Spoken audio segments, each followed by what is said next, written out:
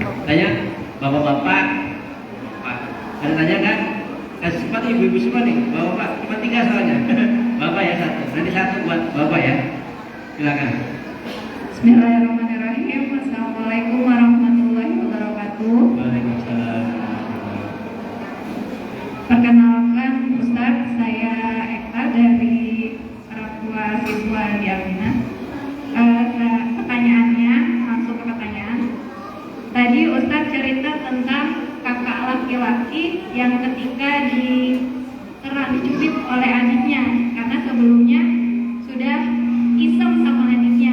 Nah, bagaimana solusi jika si kakaknya itu membalas dengan fisik? Kan tadi anak Ustadz tidak membalas ya. Bagaimana kalau kakak laki-lakinya itu membalas ke adik perempuannya? Sebagai orang tua, bagaimana solusinya? Itu pertanyaan yang pertama.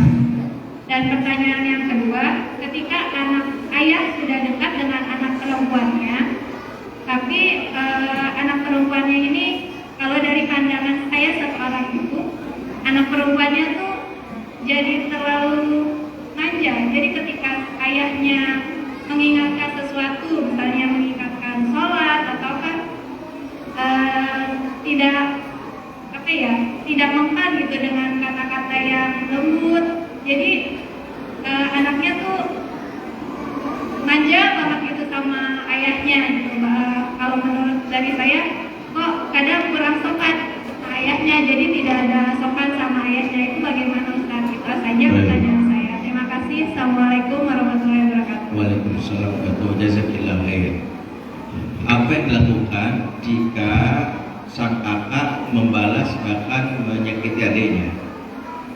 Yang pertama, memang kita langsung bertindak menjelaskan, tanganmu ya pantang untuk memukul perempuan, ya laki-laki ya memuliakan perempuan.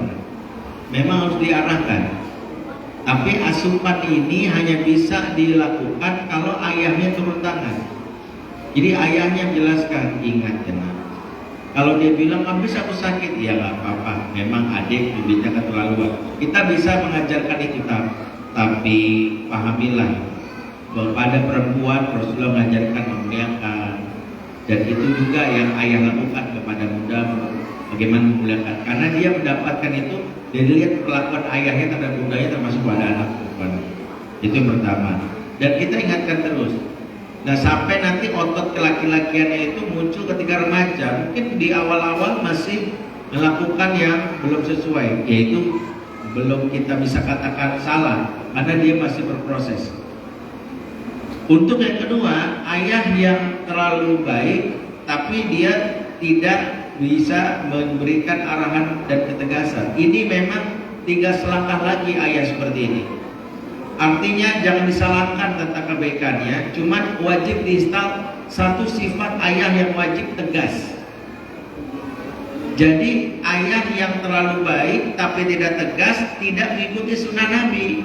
Karena Nabi kata Allah dan Quran, wa ma arsalnaka illa mubasysyiran wa nadhira. Tidaklah kau diutus Muhammad kecuali kasih kabar gembira dan peringatan.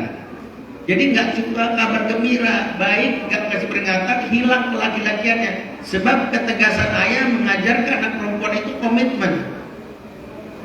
Jadi kalau manja dalam konteksnya sampai ayah itu dia melanggar aturan, maka itu berlebihan. Itu seperti kita kasih gulanya ini over, lama-lama jadi diabetes, ujung-ujungnya stroke. Ini nggak boleh. Maka ayah wajib. Cuma posisikan kapan kita mengingatkan, karena bisa jadi yang bunda maksud jangan-jangan anaknya itu belum cukup untuk wajib sholat. Misalnya, soalnya ayahnya itu terlalu manja, masih anak saya jadi nggak mau sholat kalau disuruh. Anak ini umur berapa? Umur 3 tahun dia wajar, umur 5 tahun dia wajar.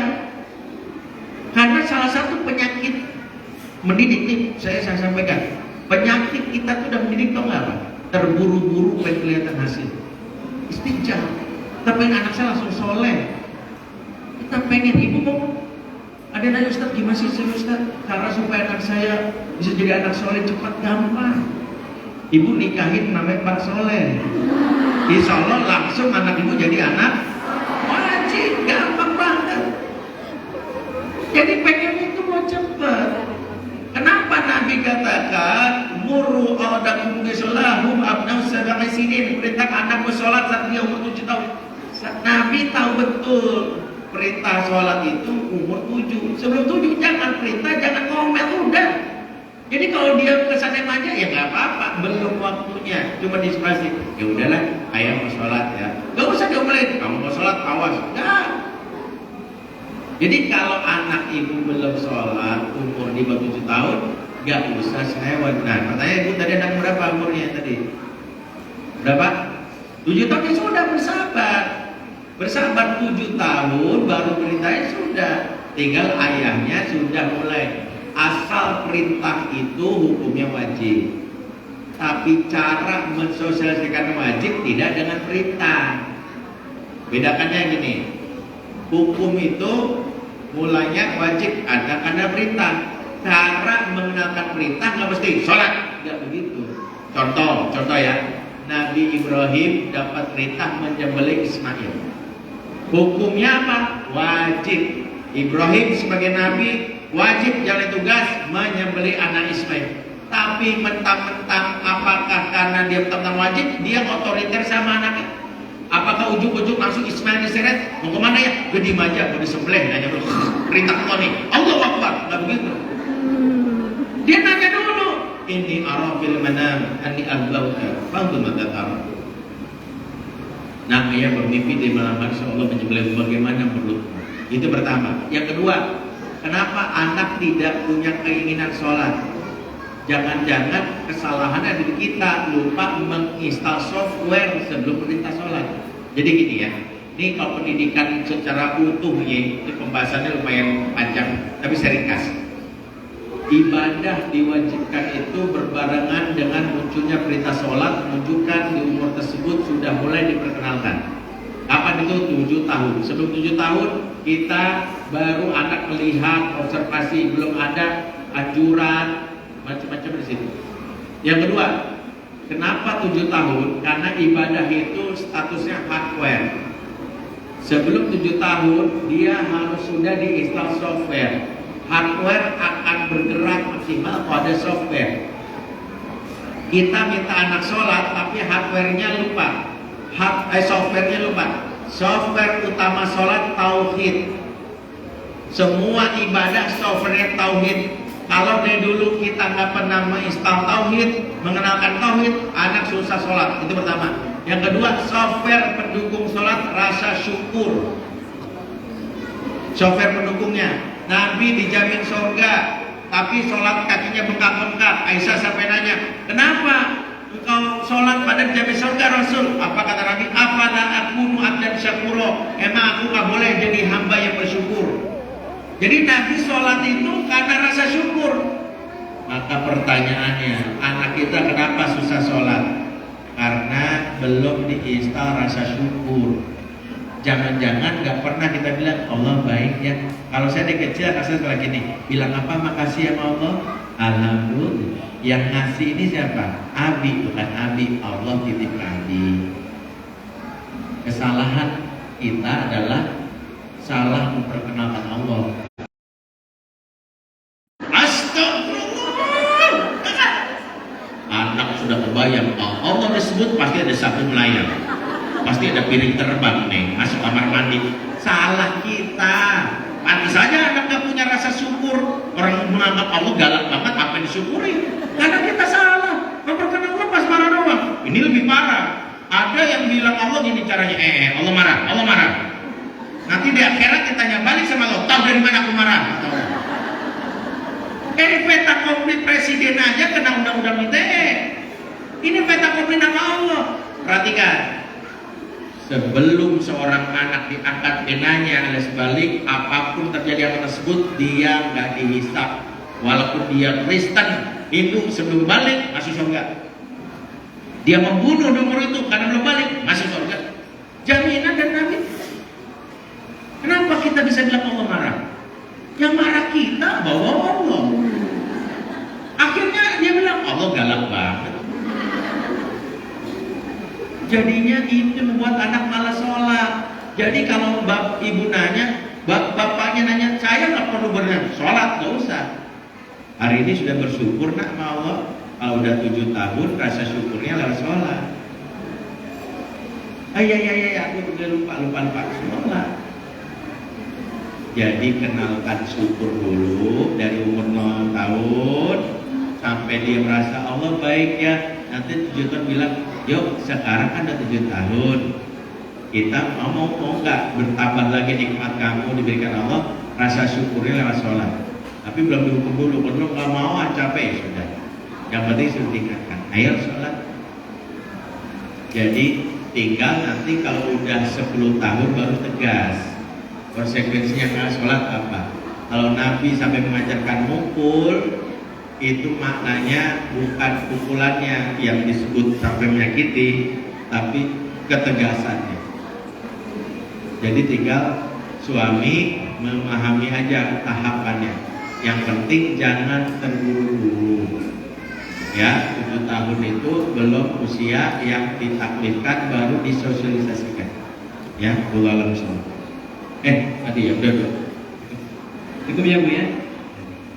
Yang berikutnya dari Bapak dulu ya. Silakan Pak.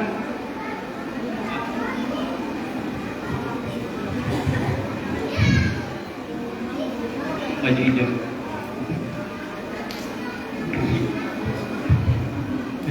Assalamualaikum warahmatullahi wabarakatuh. Terima kasih Ustaz atas bimbingan dan waktunya. Yang ingin saya tanyakan terkait anak-anak, ya, anak-anak memang unik Ustaz. Ini konteksnya ketika lagi dimarahin salah satu, bapaknya atau ibunya marahin, ya karena misal nggak mau sekolah atau misalnya telat sekolah tadi. Nah, biasanya ketika dimarah, ada kalanya dia akan ngadu ke bapaknya. Ketika dimarah ibunya akan ngadu ke bapaknya. Kemudian ketika saya pun marah, nanti ngadu ke ibunya. Ada kondisi seperti itu. Nah, yang saya khawatirkan bagaimana kiatnya, bagaimana kita menyampaikan bahwa marahnya ibu istri kita itu benar, tapi tanpa harus menyakiti perasaan si anak. Iya. Kita aja terima kasih. Di antara doa yang kita minta dalam Quran, surat Al-Furqan 74, Rabbana hablana min azwajina wa zurriyatina.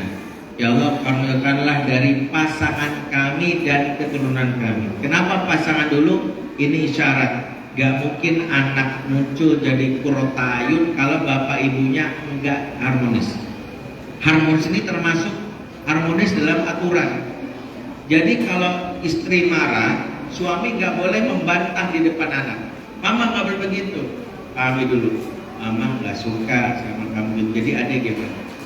Termasuk kalau suami marah atau bapak marah, istri nggak boleh. Kalau selesaikan di belakang, debatnya di belakang.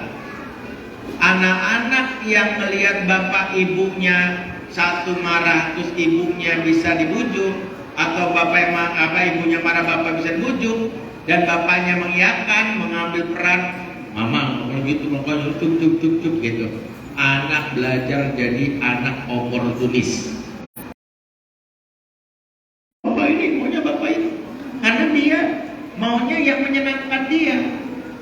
Maka satu, sepakati sama istri rulesnya. Kalau aku marah kecuali sudah nyakitin atau apa, satu, marahnya itu kalau emosian kita tap in tap out. Tap out gini, saya kalau udah marah istri saya udah bilang. Nanti istri saya lebih tenang bilang, Abi itu pengen kamu ini. Paham? Abi capek dan kamu tadi melakukan ini, jadi Abi kecewa. Paham? Apa yang kamu lakukan? Termasuk kalau istri saya lagi kesel sebagainya, mana sebagainya. Dan tap in, saya masuk. Tap itu saya masuk, dia keluar. Saya jelasin. Tahu nggak kenapa Umi tadi kesel? Karena gini. Jadi apa yang kamu lakukan? Yang waras, yang lebih tenang masuk. Tapi, iya, yang lebih tenang masuk. Saya kalau udah ngeliat kayak gitu, saya ngeliat. Kalau dua-dua yang nggak tenang, berarti kita bisa mengevaluasi nanti. Intinya, jangan sampai anak ngerasa enakan sama Abi, enakan sama Umi, nggak boleh. Karena itu bukan dia oportunis. Kalau saya, Uminya bikin aturan walaupun saya nggak setuju. Misalnya tahu-tahu dia bikin ini, nggak ngomong sama saya. Tapi oke, saya bilang ini boleh ngomong belakang. Oke, saya bilang ini berlebihan, bla bla bla bla bla gitu. Saya berdebat. Akhirnya istri saya sepakat, oke.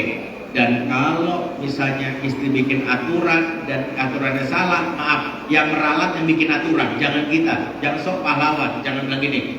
Sudah didiskusikan, Umi aturan salah, yang benar nggak boleh. Umi bilangin, oke, tadi Umi udah runding sama Abi, kesepakatannya adalah ini, oke. Uminya meralat, dia bikin aturan, dia meralat, nggak boleh kita, karena dengan itu dia yang punya otoritas. Kalau nggak menjatuhkan harga dirinya. Saya bikin aturan, tiba-tiba menurut istri saya, Abi, ini nggak cocok buat anak-anak. Saya di depan itu istri saya nggak komen, tapi di belakang, wow, berdebat bla bla bla. Istri saya kan psikolog, dia punya pendekatan di aspek psikologis. Saya pendekatan Quran yang saya tampil di beberapa dalil. Tapi akhirnya saya paham, saya salah memahaminya. Akhirnya saya ikut sama istri. Tapi saya bilang, oke, ada beberapa yang harus Abi evaluasi. Begini selesai. Jadi satu pintu aturan, satu penegasan. Itu yang paling utama. Sehingga kalau istri melakukannya marah sebagainya, kalau sudah merusak marahnya, padahal kita sudah dapat message ya, pesannya, kita minta maaf. Kita jelasin. Termasuk kalau kita, jangan sampai anak malah merajuk, malah dapat pembelaan. Gak boleh, karena itu membuat mereka jadi oportunis. Mulai langsung. Nih. Satu lagi tadi dari ibu-ibu sebelah sini Pak. Oh, yang di depan. Satu lagi ya. Ya.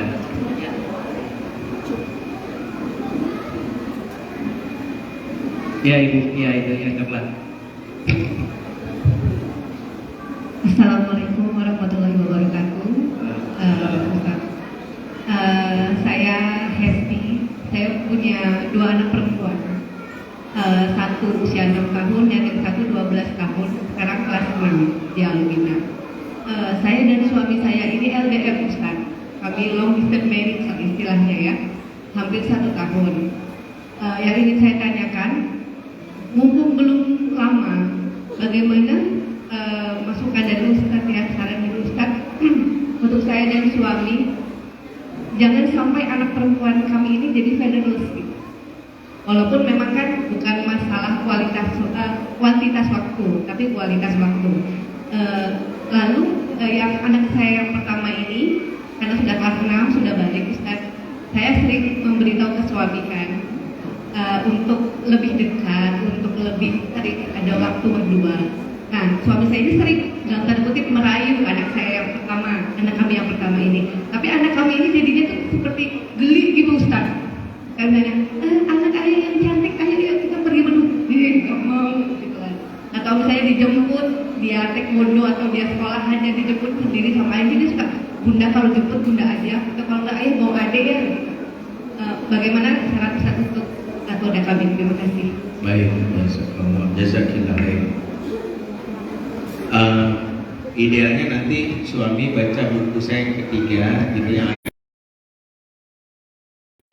Para ulama menghukuminya boleh atas alasan 3, dimakruhkan kalau alasan yang keempat. Saya ngomong nih, ngambil beberapa dalil kitab. Yang pertama, diizinkan jarang pulang kalau alasan jihad. Diizinkan jarang pulang kalau alasan dakwah. Diizinkan jarang pulang dengan alasan menuntut ilmu. Makruh hukumnya diizinkan jarang pulang kalau urusan nyari duit.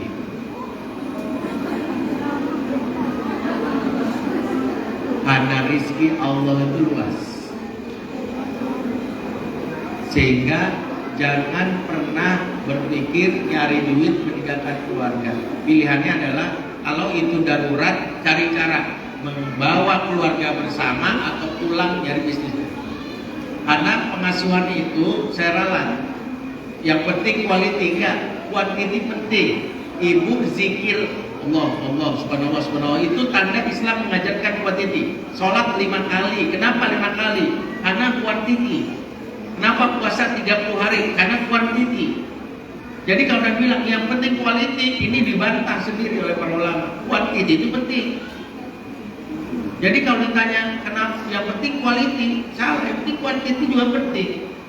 Tapi kalau ternyata ada kondisi quantity nggak bisa, ada amalan lain untuk membayarnya itu. Tapi jangan remehkan. Kenapa kita zikir 33 kali, tasbih la ilaha illallah, itu quantity. Kenapa istighfar 100 kali? Karena quantity. Ya kalau kita mau sekali aja, subhanallah, subhanallah, subhanallah. Itu tandanya kita nggak pentingkan quantity, quality bukan. Quantity penting, quality juga penting. Nah, yang berikutnya adalah kalau terpaksa gimana Ustaz? Saya jelasin tadi dalil hukumnya bahwa hukumnya makruh. Tapi kalaupun terpaksa segera cari cara. Tapi pengasuhan anak nggak boleh berhenti karena dia seperti angkot taksi jalan terus. Nggak bisa terus kita tunda, kalau udah gede. Makanya ada orang tua yang kaget ketika anak udah gede, dia melakukan treatment yang membuat dalam tanda kutip anak jijik karena tidak dari kecil. Saya punya salah satu binaan itu yang ibunya itu baru, maaf dalam tanda kutip, baru menyadari kesalahannya, barulah dia ibunya resign dari kantor pas anaknya sudah SMP. Dari kecil dia kerja, jarang ketemu anaknya. Begitu anak SMP, anaknya bisa training. Dia resign dari kantor, anaknya justru pesantren. Nah, dia baru sadar kesalahannya. Begitu anaknya lulus SMA, anak lulus pesantren, dari kecil ada kata ibunya ngerti beberapa hal. Main peluk anaknya aja. Padahal anaknya nganggap mamanya baik, karena mamanya nggak pernah marah. Tapi karena jarang dipeluk, tiba-tiba apa sih? Rasanya aneh. Saya nggak pernah makan durian dari kecil. Sekali dikenal durian semua, karena nggak biasa. Walaupun sekarang saya jadi nagih gitu, sekarang udah mau. Jadi maaf panitia yang mengundang masa ragu gitu. Ini saya khawatir omongan saya disalahpahami. Wah, pada mengajak makan durian misalnya. Silakan. Maksudnya saya dulu pernah mengalami itu. Karena nggak biasa, tapi saya paksa. Karena kan Ustadz itu kalau udah obrolan ngobrol di mana tuh 2 sekarang. Kalau nggak ngopi durian. Saya diundang ke daerah, saya yang lain durian. Saya kok nggak coba. Akhirnya coba-coba suka. Tapi prosesnya itu nggak mudah. Jadi kalau tahu anak kita gitu, berarti ada proses yang satu, jangan langsung merayu. Satu, kenali bahasa cintanya. Bahasa cintanya apa? Yang kedua, jangan lebay. Sesuatu yang lebay di awal langsung berlebihan langsung mual. Makanya dia bilang, wahai anakku sayang, biasa. Ajarkan bapak untuk menakar. Karena sesuatu orang yang nggak biasa makan durian harus makan 1 batok lah semua. Tapi kalau cicipi sedikit gimana? Rasanya manis kan? Ya besok lagi ya. Itu kalau bapak mau ajarin teorinya gini. Sisi sedikit aja, sepekan sekali itu sudah apa sayang kamu selesai. Gak usah lebay dulu. Karena saya pernah melakukan ini lebay malah karena gini. Istri saya termasuk pernah mengalami fase nggak pernah dapat itu dari orang tuanya. Awal nikah saya lebay malah dia agak menjauh. Itu saya tahu, oh yang takaran saya nggak boleh berlebihan. Saya harus mengaturnya. Sampai akhirnya jadi terbiasa sekarang jadi gitu. Oke, yang berikutnya apa yang ayah lakukan? Ayah mengasuh anak itu yang ADM rumusnya 2. 1, dia harus memahami anak kagum lewat persepsi. Namanya dimensi persepsi. Imam Al-Ghazali nyebutnya wahmiyah. Yang kedua, dimensi stimulasi. Apa itu persepsi? Persepsi adalah apa yang membuat anak itu merasa kagum walaupun jarang ketemu. Sekarang saya tanya, anak-anak Indonesia kagum sama pemain bola Cristiano Ronaldo misalnya. Sekarang saya tanya, mereka emang pernah ketemu sama Ronaldo? Kok bisa? Padahal kan gak pernah ketemu. Karena exposure Ronaldo itu membuat dia kagum. Karena itu seorang ayah kalau jarang ketemu, dia harus melakukan exposure lewat 3 channel. 1, lewat apa yang anak dengar tentang ayahnya. 2, lewat apa yang anak lihat dari ayahnya. Yang 3, lewat apa yang ayah wariskan untuk anaknya. Namanya prasasti pengasuhan. Oke, ini pembahasan saya singkat. 1, apa yang anak dengar tentang ayah.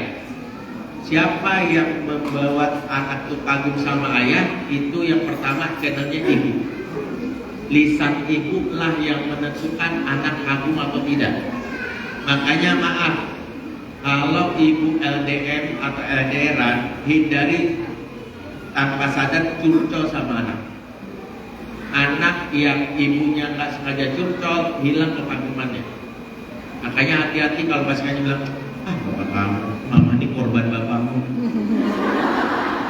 Dari dulu dibohongin mulu, dari dulu. Orang lain makan daging, mama makan hati tiap hari. Orang lain kurus karena Herbalife, kalau mama, this is my life. Mama yang kayak gini bikin anak kagum. Apa yang membuat Ismail walaupun Ibrahim jarang pulang, ini riwayat yang jarang disampaikan.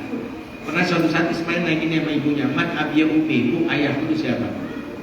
Jawaban Hajar gini, inna abaka siddiqun nabiyyan wal imamul muwahhidin. Sesungguhnya bapakmu seorang nabi yang jujur dan pemimpin orang-orang bertauhid. Makanya anak kagum lewat lisan ibunya. Sehingga kalau bapak jarang pulang, ibulah yang menerjemahkan. Bapak kamu tuh luar biasa, baik.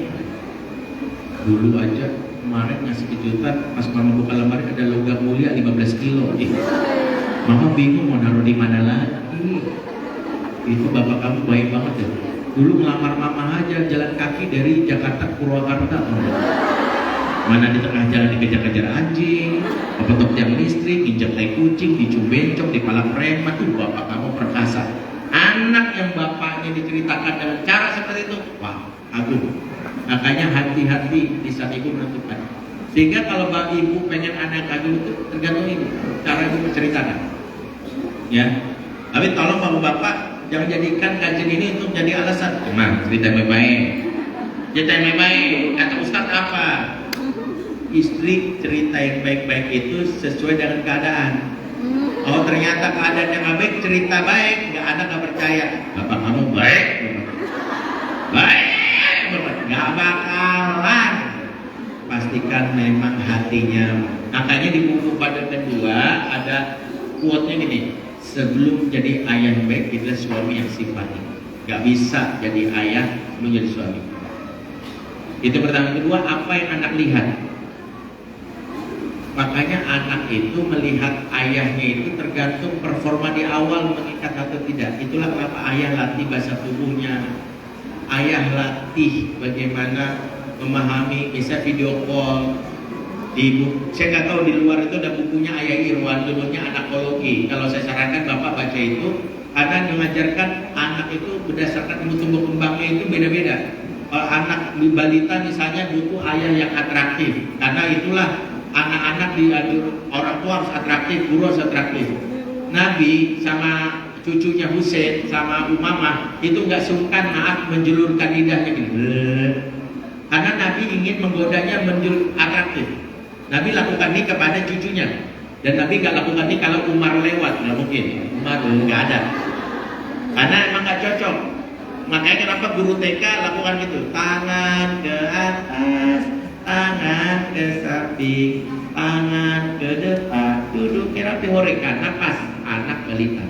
Tapi kalau anak SMA beda lagi, nggak boleh anak SMA semuanya tangan ke atas, muntah-muntah mereka. Makanya kenapa pelajari buku itu nanti ayah tahu. Misalnya, oh ternyata kalau misalnya sama anak video call itu beda kalau anak balita. Jadi misalnya kalau video call harus atraktif, jangan kaku. Assalamualaikum warahmatullahi wabarakatuh. Harus ditutup apa mana?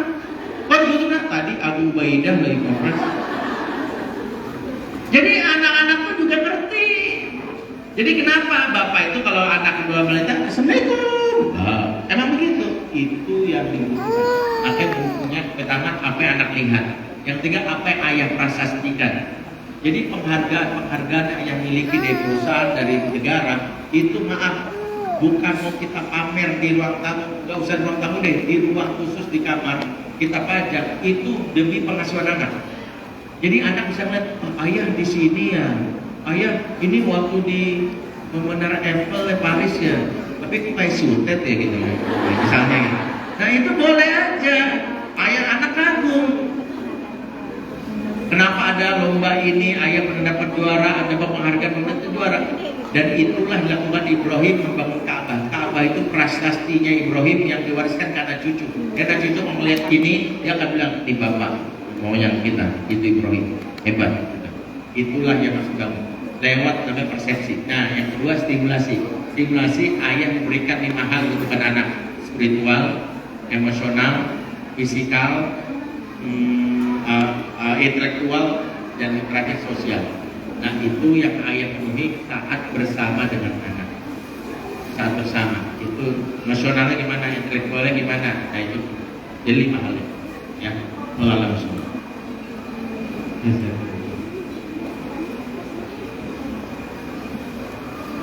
Baik, kesempatan terakhir dari Bapak Ibu Guru, mohon maaf ya Bu ya, buat Bapak Ibu Guru yang mau bertanya, Bapak Ibu Guru, karena ini ada yang mau tanya Bapak Ibu Guru?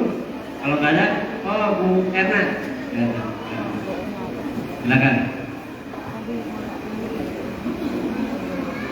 Bismillahirrahmanirrahim. Assalamualaikum warahmatullahi wabarakatuh. Sebelumnya mohon maaf ini Ustadz, ada beberapa pertanyaan. Yang pertama, mungkin ini terkait juga mungkin ya peran seorang ayah gitu ya. Karena saya pernah baca salah satu buku bahwa kesuksesan seorang anak di masa depan itu salah satu di dalamnya adalah peran seorang ayah. Nah cuman belakangan sering saya lihat itu ada beberapa kasus yang sering saya temui di lingkungan mungkin di luar sekolah ataupun mungkin masih ada di sekitar kita gitu ya. Apakah peran seorang ibu gitu ya? Maksudnya gini, ketika setiap kali anak-anak itu menghadapi satu permasalahan, karena mungkin keseharian itu ibu yang lebih banyak bersama dengan anak-anak ya, tapi ibu itu selalu menjadi benteng bagi anak-anaknya dalam menyelesaikan setiap permasalahannya.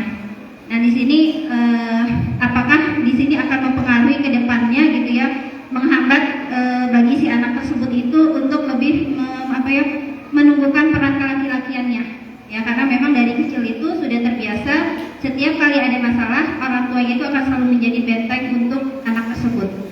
Kemudian yang kasus kedua itu adalah ketika seorang anak gitu ya, anak laki-laki itu maaf ini jadi agak sedikit vulgar, memegang kelamin teman yang sama-sama laki-laki seperti itu ya.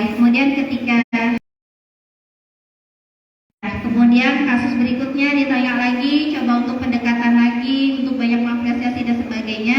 Akhirnya anak tersebut baru menyampaikan alasannya dia pernah mendapatkan perlakuan yang sama. Berulang lagi gitu ya, ternyata berubah lagi gitu ya.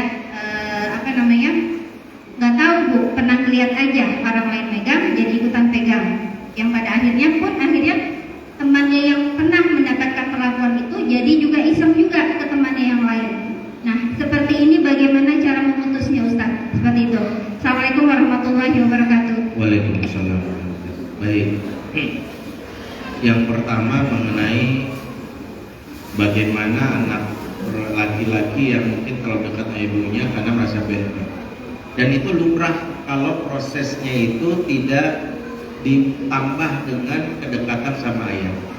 Ibu menjadi benteng itu sah-sah saja. Dan itu adalah tabiat wanita. Dalam hadis Nabi mengatakan tazawwajul wadud dan walud. Nikahilah olehmu wanita yang punya sifat al-wadud dan walud. Al-wadud dan walud itu menurut penjelasan para ulama ada sifat cinta berlebihan ibu dengan perannya saat melahirkan. Makanya digandeng al-wadud dan walud, bukan waw. Al-wadud wal-walud, tapi al-wadud dan walud. Jadi al-wadud itu fitrah perempuan yang dimaksud dengan cintanya berlebihan yang selalu membela anaknya. Sampai umur 7 tahun itu sah. Setelah anak mumayyiz, anak sudah masuk ke tahapan pengasuhan baru yang itu harus figur ayah. Jadi ibu nggak disalahkan, 7 oke. Tapi ketika 7 tahun nggak ada pelatih yang namanya ayah, jadi problem. Karena ayah mengajarkan dunia luar sehingga anak mampu memahami ini realitasnya. Maka di umur 7 tahunlah awal Nabi sudah diperkenalkan safar oleh pamannya. Sehingga kalau ada anak yang dekat sama ibunya benteng gak apa-apa, tapi ayah mengajarkan tentang ketangguhan dengan cara jalan-jalan safar. Anak laki-laki yang kurang tipe tanggung jawabnya karena ibunya di benteng, bisa jadi karena ayah yang gak pernah safar. Kalau ayah kandung gak ada gimana Ustaz? Ayah apapun yang menjalani tugas laki-lakian itu ayah psikologis bagi dia. Makanya Nabi Muhammad tak punya ayah kandung, tapi Nabi Muhammad tak hilang kelaki-lakiannya karena Allah yang menggaransi alam yajidka yatiman fa'awa.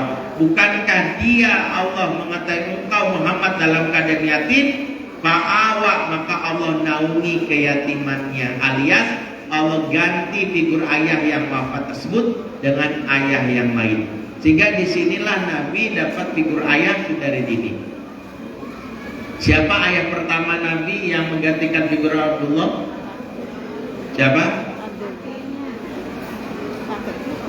Siapa? Bukan. Yang menggantikan figur ayah Abdullah pertama kali namanya Al-Harith bin Abdul Uzza As-Sa'di, suami Al-Mu'tasim. Beliaulah yang selama 5 tahun pertama mengenalkan nilai kelaki-lakian di kaum Bani Sa'ad. Bani Sa'ad itu kaum yang bergerak, gak punya kampung seperti klaim sebagian orang. Dia itu kerjaannya nyari lahan yang bisa disinggahi untuk hewan ternaknya. Jadi kemana-mana nyari lahan, ini lahannya ada rumputnya, yuk kita tinggal di sini bersama satu kaum. Lahan yang habis rumputnya, musim kering mereka jalan lagi sekitar Taif. Sehingga Nabi 5 tahun pertama didapat ayah dari Al-Haris. Kemudian Al-Haris memutuskan Nabi dikembalikan setelah peristiwa kebelan dada. Nabi dikembalikan umur 5 tahun lebih, langsung diambil alih oleh kakeknya yang mengajarkan perai. Nabi didudukkan di singgasananya supaya menunjukkan kematangan jadi orang dewasa. Akhirnya wafat, Nabi dilatih laki-lakinya lewat pamannya Abu Thalib. Jadi ayah itu bukan mesti ayah kandung. Sehingga guru laki-laki bertanggung jawab mengisi kekosongan ayah. Itu yang tadi saya bilang, kalau nggak dapat ayah kandung, minimal ada paman, ada kakek, bahkan ada sosok guru. Guru itu dalam hadis harus menjadikan dirinya sebagai ayah dulu sebelum jadi seorang guru. Sebagaimana Nabi ketika menasihati sahabat saat menjelaskan hukum istinja, Nabi ngomongnya gini, innama ana lakum bimazilatil wali muallimukum. Sesungguhnya antara aku dan kalian validasi relasi supaya yang krisis ayah di rumah dapat figur ayah di sekolah. Hari ini kenapa sebut padales? Di rumah tak ada, di sekolah tak ada, lingkungan pun cuek. Makanya pentingnya kenapa lingkungan pun mencetak ayah-ayah lingkungan. Ayah-ayah lingkungan itu penting. Ustadz-ustadz yang memposisikan sebagai ayah mengisi kosongan ayah anak-anak di lingkungan. Ya, saya dari suku Minang, makanya Ajo Bedri, orang Pariaman. Ajo. Di Minang itu ustadz-ustadz dipanggilnya tahu nggak? Buya. Dia kata Abuya artinya ayahku. Dari situ saya belajar kenapa ustadz di Minang lebih senang dipanggil Buya. Karena dia ingin memposisikan menjadi ayah daripada jadi guru. Makanya panggil Buya. Ya. Kemudian di Minang itu ada lembaga khusus keayahan. Bapaknya pergi merantau, nggak pernah pulang, ada yang meninggal, maka ada lembaga yang ngurus figur ayah namanya Nini Mama. Makanya orang Minang itu kalau anak bermasalah, ibu cukup diam lapor ke Nini Mama. Nini Mama itu paman-paman yang manggil, sini, ada apa? Paman itu sedang. Paman itu bertanggung jawab. Jadi inilah yang harus dipelajari. Jadi kalau ditanya, poinnya adalah tidak menganggap bahwa ibunya berlebihan, tidak. Kalau sampai umur 7 tahun itu butuh anak. Tapi kalau sampai dia disebut berlebihan kalau nggak ada figur ayah lain yang membuat anak tidak terlatih jelek lagi. Yang kedua, bagaimana masalah berkaitan satu, penanganan pertamanya ini menentukan bagaimana berikutnya. Penanganan pertama kalau salah itu akan membuat tadi jangan pernah ada wawancara berkali-kali atas kasus anak karena anak belajar untuk mencari jawaban-jawaban baru. Selesaikan hari itu buat komitmen. Jadi jangan ketika dilakukan itu datanya, oh iseng doang, selesai ya sudah. Kemudian besok-besok nanya lagi, nggak ada. Anak itu punya waktu jeda untuk berpikir jawaban yang pas. Yang benar hari itu tanya, tapi yang mau guru lihat itu tidak pantas. Apa yang bisa eksplorasi itu penting. Itulah kenapa ada skill yang dilatih guru untuk eksplorasi. Kalaupun dia tidak menceritakan kalian, nggak usah dibahas lagi. Cukup bilang komitmen. Komitmen apa diajarkan satu. Nah, ketahuilah bagaimana. Tahu nggak kenapa itu disebut kemaluan? Dalam kata kemaluan ada kalimat malu, itu maksudnya malu untuk punyamu engkau lihatin dan malu untuk punya orang lain kau lihat. Punyamu malu kau perlihatkan dan punya orang lain malu untuk kau lihat. Itu disebut kemaluan. Yang kedua, tahu nggak disebut alat vital? Kenapa disebut alat vital? Karena kalau sembarang sentuh, sembarang pegang bisa menyebabkan luka dan kematian. Jadi tidak bermain-main dengan alat vital walaupun iseng. Janji sepakat. Yang kedua, kalau sudah mewabah sampai teman-temannya ikut, wajib edukasi umum. Dikumpulkan semua, diskusi bareng supaya tahu. Dari situ bisa kelihatan. Sebagian besar mungkin karena paparan pornografi, karena melihat, karena itu perlu edukasi umum. Secara serius membahas hal ini sesama laki-laki dan guru laki-laki lebih ideal seperti itu. Wallahu a'lam. Baik, cukup ya Bapak Ibu sekalian, jazakallahu Ustaz atas ilmu yang sudah diberikan. Nampaknya kalau dilanjutkan nggak akan cukup satu episode saja. Bapak Ibu silakan nanti bisa mencermati buku beliau, Fatherman. Ya, kalau memahami seni mendidik anak laki-laki itu ada di e-course di website. Nah itu silakan daftar. Mau daftar bareng sesama ortu wali sekolah silakan. Kami punya program kerjasama sekolah atau individu personal. Seni mendidik anak perempuan juga ada. Jadi 0 sampai 7 tahun gimana, 7 sampai 15 tahun gimana, 15 tahun gimana. Itu ada slide-nya dan ada materi durasinya satu video maksimal 15 menit. Dan totalnya satu pembelajaran 28 video. Jadi 1 bulan khatam materi pendidikan laki-laki, 1 bulan berikutnya 15 menit per hari khatam materi pendidikan anak perempuan. Silakan kalau mau daftar tanya Mas Syahid atau tim kami ada di luar. Ya, wallahu a'lam. Baik, Bapak Ibu sekalian,